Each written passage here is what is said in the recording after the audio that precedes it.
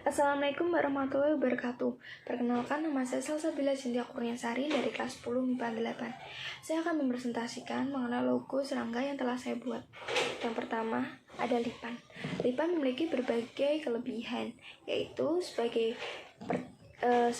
pengendali hama. Dia mengendalikan hama-hama di sekitar lingkungan kita, contohnya seperti di rumah ataupun lingkungan yang lainnya. Contoh hama yang dimangsa oleh lipan yaitu kecoa, rayap, dan beberapa jenis lipan tertentu. Dia juga memangsa lalat-lalat yang berada di rumah. Yang kedua, lipan dapat melakukan lassoing.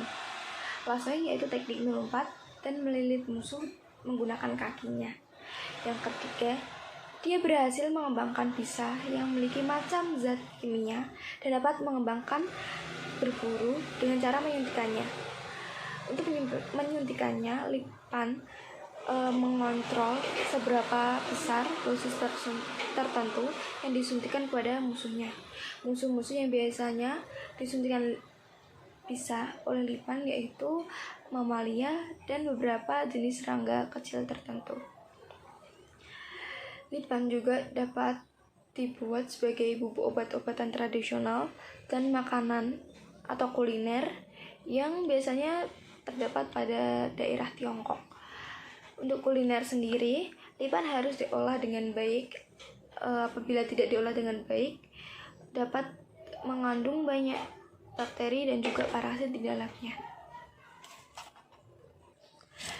Kekurangan lipan, apabila kalian mengganggu lipan dan tergigit lipan, dapat menyebabkan reaksi alergi ataupun yang paling berbahaya, dia dapat menyebabkan tertahannya aliran yang bisa merusak jaringan ke jantung. Kedua, lipan bersembunyi di tempat-tempat yang kotor. Alasan saya memilih serangga ini karena serangga lipan memiliki pengendalian diri yang baik yang dapat kita contoh. Seperti yang tadi saya awal katakan, dia dapat mengendalikan diri dengan cara mengontrol seberapa besar bisa yang dia keluarkan untuk disuntikan kepada musuhnya. Kita dapat mencontohnya itu dengan cara mengontrol diri kita dalam melakukan suatu hal tertentu, ataupun dalam mengambil tindakan kita harus mengontrol diri. Dan juga kita harus memberantas atau menyelesaikan masalah-masalah yang ada dengan cara mengendalikannya dengan baik.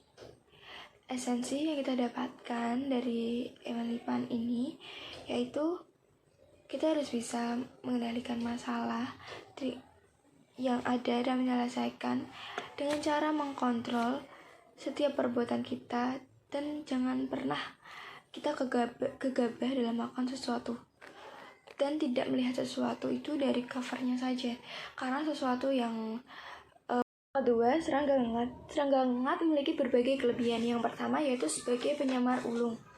Dia melakukan penyamaran ini guna untuk menghindari dari predator. Contoh penyamaran yang biasa dilakukan yaitu berpenampilan mirip tawon, tarantula, dan juga belalang sembah. Kelebihan yang kedua, dia juga memiliki penciuman yang luar biasa. Walaupun dia gak punya hidung, tapi ngengat bisa mendeteksi senyawa kimia dengan antena yang dia miliki. Ya, beberapa jenis ngengat tertentu dia tidak memiliki mulut, jadi dia makan dari cadangan makanan yang dia punya. Ngengat ini juga termasuk hewan yang memakan makanan dengan jumlah yang sangat besar.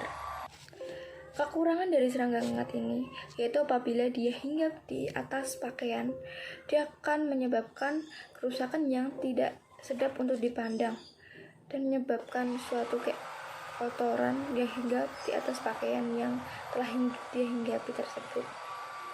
Alasan saya memilih ngengat karena hewan ngengat ini dia memiliki kepekaan terhadap lingkungan yang luar biasa. Dia dapat memposisikan diri dia dalam suatu lingkungan tertentu atau lingkungan berbeda-beda, dia dapat memposisikan diri sebagaimana dia yang baik pada lingkungan tersebut. Dan dia juga memiliki kepekaan terhadap penciuman yang kita bisa tiru untuk kita peka terhadap sesuatu apapun yang terdapat pada lingkungan sekitar. Esensi yang kita dapatkan dari hewan hangat ini yaitu kita harus tanggap dalam situasi apapun dan melakukan tindakan dengan cepat, tanggap, dan juga tepat. Dan juga kita harus mengembangkan atau memanfaatkan sesuatu yang kita punya dengan sebaik-baiknya. Serangga Eric. Serangga Eric memiliki berbagai kelebihan, yaitu yang pertama, dia sebagai pengendali hama. Biasanya dia terdapat di kebun, ataupun yang paling sering dia terdapat pada pucuk kelapa. Dia membasmi hama-hama yang berada pada pucuk kelapa. Yang kedua, dia menggunakan forcepsnya atau sersi untuk menangkap mangsa. Dari penjepit yang dia punya ini, dia dapat melawan musuhnya, ditambah dengan cara melilitkan badannya sampai musuhnya mati. Dan setelah musuhnya mati, dia akan memakan badan dari musuhnya tersebut.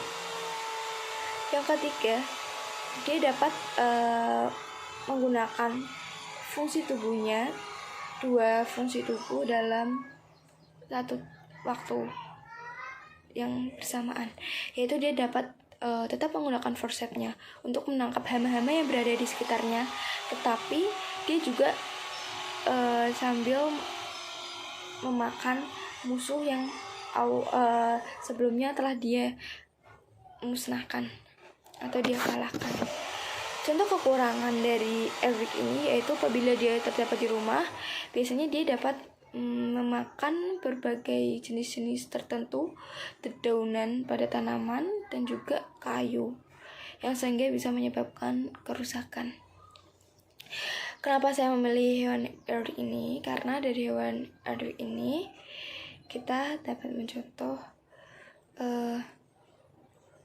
dia mempunyai keunikan yang dimana terdapat pada tempat yang jarang suatu serangga terdapat, yaitu kayak membasmi hama pada pucuk kelapa, dan juga dia dapat menggunakan forcepsnya walaupun dia tetap masih dalam keadaan memakan badan musuh yang sebelumnya sudah dia kalahkan.